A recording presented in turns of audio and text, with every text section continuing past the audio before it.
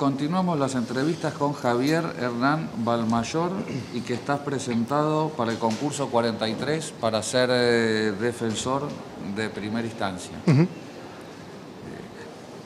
¿Qué reflexión podés hacer sobre la problemática de la usurpación? Bueno, la usurpación, como fue uno de los delitos transferidos en el convenio, en el último convenio 14 de 2004, hay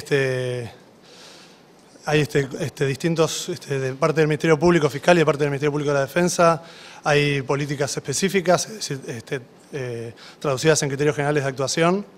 El Ministerio Público Fiscal tiene todo un procedimiento a través de un criterio general de actuación sobre las etapas que se debe seguir para llegar como última medida a un desalojo del inmueble usurpado. Que esto va desde el relevamiento por trabajadores sociales de las personas que están en el inmueble, continúa con una serie de negociaciones con la prueba del titular de dominio. En la parte más social, que es lo que se discutió más, que afecta a los derechos de las personas, que es lo que afecta más y lo que tocó el criterio general de la defensa, se hace una serie de negociaciones para lograr un desalojo voluntario, hasta que como último recurso tiene la medida del desalojo voluntario, forzoso. Por otro lado, la Defensoría General, por un criterio general también, teniendo en vista la observación 7 del Comité de Derechos Económicos, Sociales y Culturales de la Organización de Naciones Unidas, tomando las recomendaciones de esa observación, lo que plantea es, primero y principal, que no se puede desalojar, se debe garantizar los derechos de defensa de las personas que están dentro de ese inmueble. Es decir, tiene que haber contacto con la defensa permanentemente, porque esas personas pueden no ser imputadas por esgrimir que hayan sido víctimas de una falsa locación, etc. La defensa, lo que plantea en su criterio general de actuación es que se debe garantizar el derecho de defensa. Tiene que haber participación del defensor previo a cualquier medida de desalojo, y que además, y en consonancia con lo que dice la observación 7 del Comité de Derechos Económicos, Sociales y Culturales, que no se puede desalojar a una persona sin tener resuelta la situación habitacional, teniendo en cuenta que estos casos en la Ciudad de Buenos Aires son muchas veces de familias con niños, etcétera, que frente a un desalojo quedan en situación de quedar en la calle. Además se discutió el artículo del Código Procesal Penal que prevé un desalojo por el fiscal incluso sin autoelevación a juicio y sin pedírselo, sin una decisión judicial, o sea, del juez. Esto, en mi opinión, viola, digamos, el principio general ese artículo. Yo creo que debe ser, el defensor general, por criterio general, le transmitió a los defensores que plantean su inconstitucionalidad, porque como medida cautelar, el desalojo, solamente por la sola acreditación de titularidad de la víctima o del denunciante, se hace un desalojo. No se está, por lo que decía antes, no se están garantizando los derechos de las personas, que muchas veces no son imputados. Se tiene que garantizar el peligro en la demora, tiene que demostrarse cuál es el peligro en la demora para llegar a eso. Obviamente la titularidad del derecho, como cualquier medida cautelar. Y además tiene que ser resuelto por un juez, como son las medidas cautelares en el sistema penal, para prisión preventiva, etc. Así que la otra problemática también está en relación al artículo del Código Procesal Penal. ¿Es factible la usurpación del espacio público?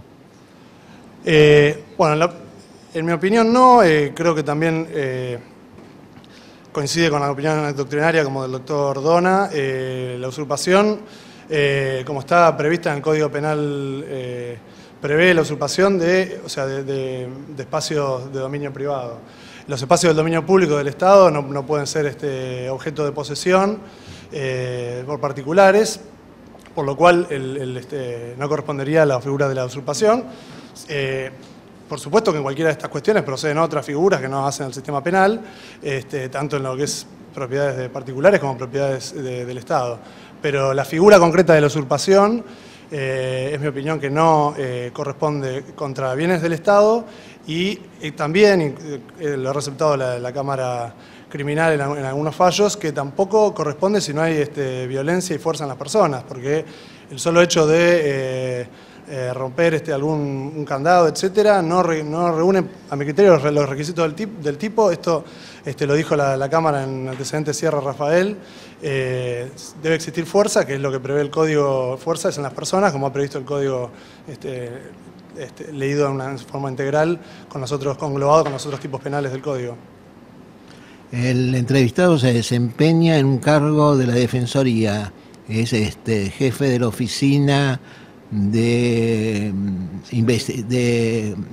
Asistencia Técnica.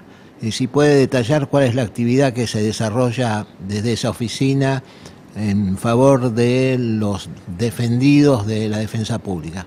Bien. Bueno, la Oficina de Asistencia Técnica es creada por una reforma de la ley 1903, que crea el artículo 20 bis. Se crea en miras a una oficina, un área que preste apoyo a las defensorías de primera instancia en la fase probatoria, es decir, que ayude a la búsqueda de evidencias de descargo de la parte acusada. La oficina concretamente realiza dos actividades en términos generales, que son pericias y otro tipo de pruebas, como ser testigos, prueba documental. En el marco de lo que es el sistema adversarial vigente en la ciudad, que creo que recepta los estándares de garantías que exige la Constitución local, nacional e incluso en su gran mayoría de instituciones el Sistema Interamericano de Derechos Humanos, permite que el defensor, que debe actuar en igualdad de armas con el fiscal, pueda realizar una investigación propia. Esa investigación puede ser tanto para buscar evidencias de descargo como para controlar la investigación acusatoria del fiscal. E incluso, y esto ha sido también materia de mi experiencia en la Defensoría General, la investigación se hace a partir del acusado, es decir, a partir de la narración de hechos y relato de hechos y de la vida del imputado, porque también las circunstancias personales del imputado funcionan muchas veces como atenuantes y sus problemas sociales, económicos, de salud, etcétera, sirven para atenuar la situación penal, la imputación penal en la que está en curso, a veces no solamente para la calificación o la decisión definitiva, sino también para poder sortear situaciones, por ejemplo, de medidas cautelares como prisión preventiva. En ese sentido, nosotros colaboramos muy activamente en la parte de lo que es la detención, los casos de flagrancia, que actuamos con peritos que concurren a las comisarías, sobre todo médicos, para ver en primer momento a nuestro defendido y poder tener un panorama ya de la situación, sea clínica, sea psiquiátrica, de nuestro defendido, y también realizando investigaciones como búsqueda de testigos para saber cómo fue el hecho desde un primer momento, si tiene domicilio o no, su situación social en general. Bueno, así que en la parte de la prisión preventiva tenemos un accionar muy importante y es una parte más importante que trabajamos en lo que es el sistema penal. Y después, bueno, la etapa probatoria, todo lo que nos piden las defensorías en materia pericial y, como digo, en materia de investigación, ya sea fotos, testigos, como decía, documental, buscar otras filmaciones y, bueno, todas las pericias que nos piden. Bueno, muchísimas gracias.